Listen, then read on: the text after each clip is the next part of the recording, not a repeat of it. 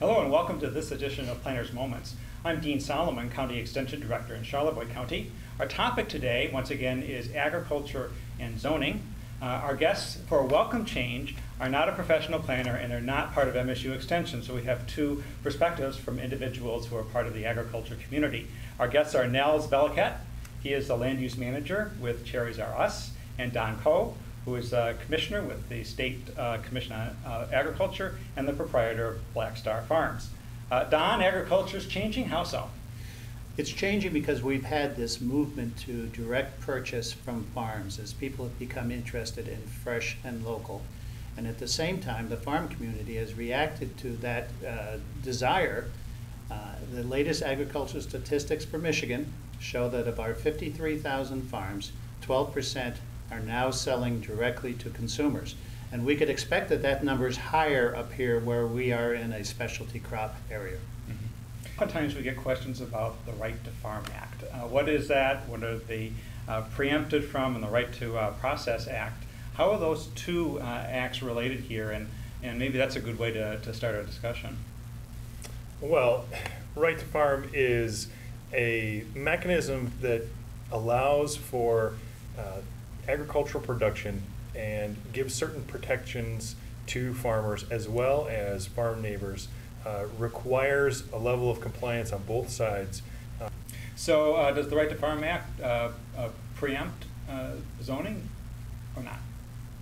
Well, of course, this is a evolving body of law. There's litigation occurring all the time. I would say that what the township wants to do in cooperation with departments like us and the Department of Agriculture is to understand what can and cannot happen under Right to Farm.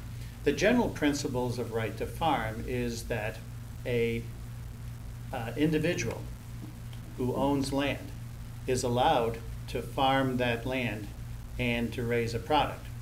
But then it very clearly states that in that process of farming and raising a product, and even under Right to Process, farming and raising the product, and now taking that product and putting it into some kind of value-added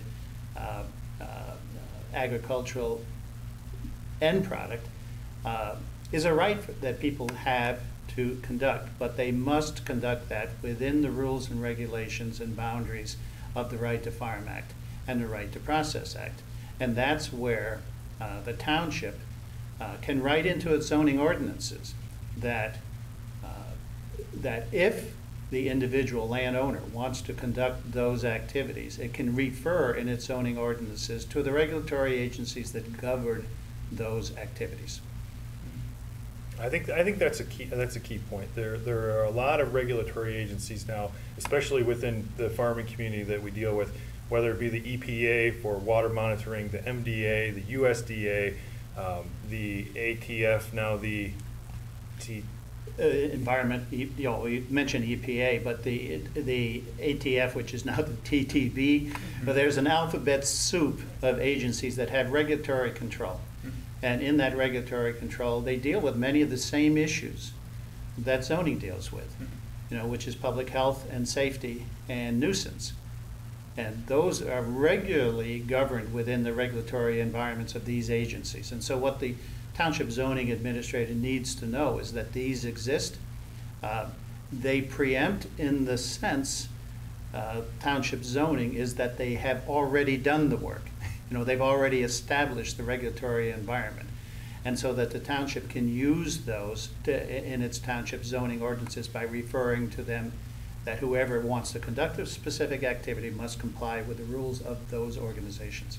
Words, when does an agricultural use sort of cross that transitional boundary to be a commercial use that should, at least according to the ordinance, be placed somewhere else? As members of the agriculture community and actively working with this issue, how do you address that from your perspective? Well, it's very simple to me, is that members of planning commissions should understand that agriculture is a business to start with.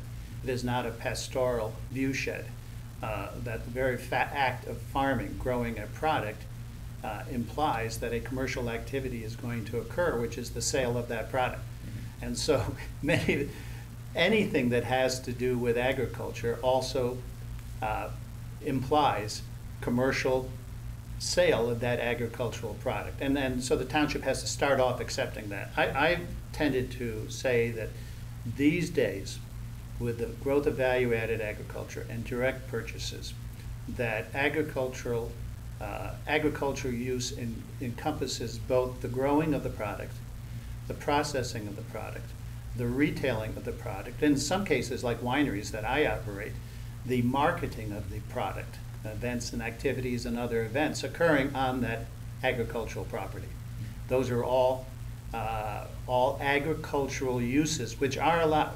Not only is farming allowed, but agricultural processes are allowed, and those are all agricultural processes. And as an entrepreneur, as a business entrepreneur, those are the types of things that the agriculturalist is going to look for. Are these avenues open to me? Do I have an opportunity to make a business of this?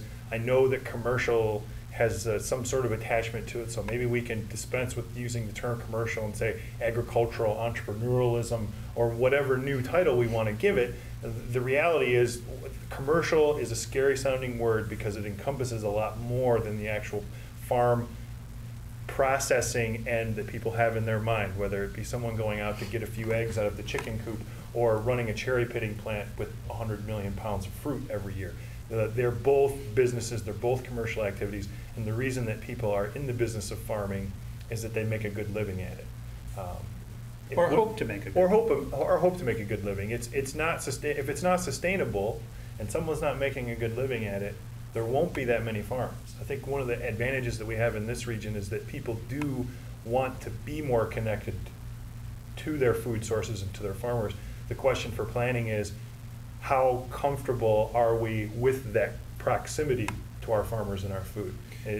These businesses are also our neighbors. They're also the people that we go to church with. I mean, if we want to have the system that is imagined versus the system in reality, then we have to be the ones that make those decisions and talk about what we really want to see. And zoning is one way to do that. It's one way to talk about the types of activities that you want to see in your community instead of consistently and constantly going through the long, long list of things that we don't want in our communities. Mm-hmm.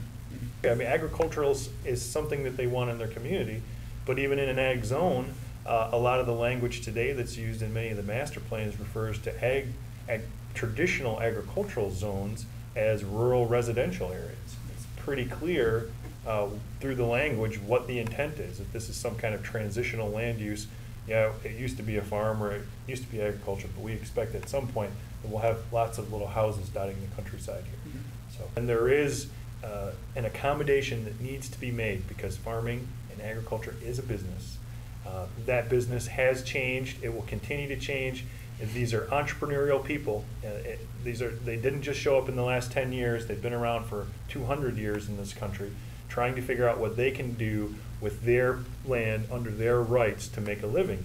And if we want to enjoy that, if we want to be close to our food, I think people need to really think hard about how close they want to be to their food and their farmers. With that, Nels, Don, thanks very much. Thank you. That concludes this edition of Planners Moments.